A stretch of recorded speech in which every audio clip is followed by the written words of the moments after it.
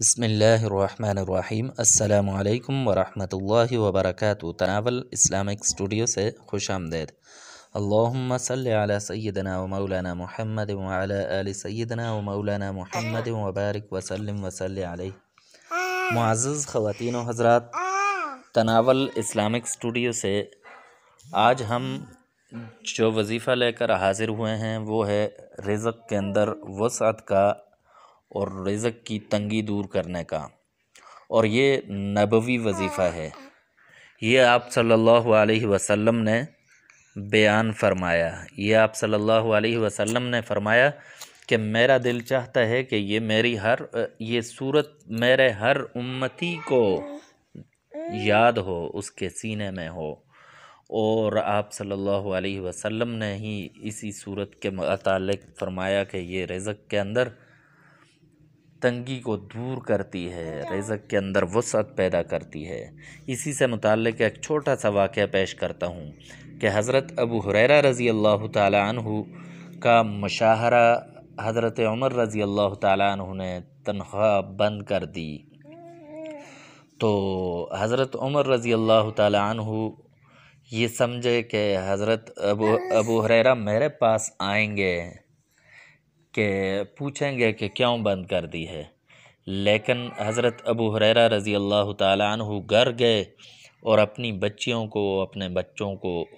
حکم دیا کہ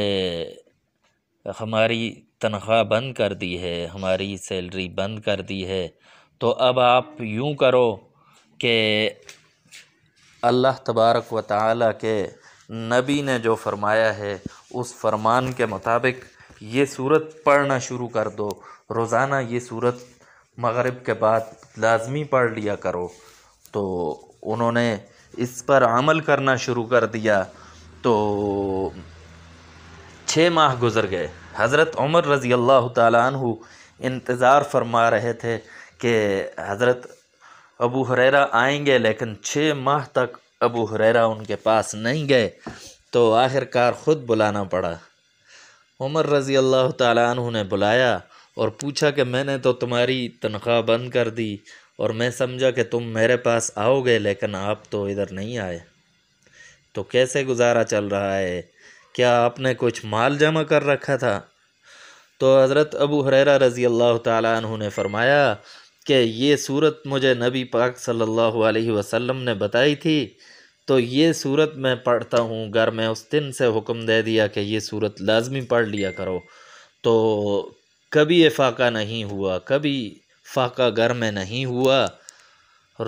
روزانہ پڑھتے ہیں اور ہمارا وقت گزر جاتا ہے، ہمیں اللہ تبارک و تعالی رزق عطا فرما دیتے ہیں۔ تو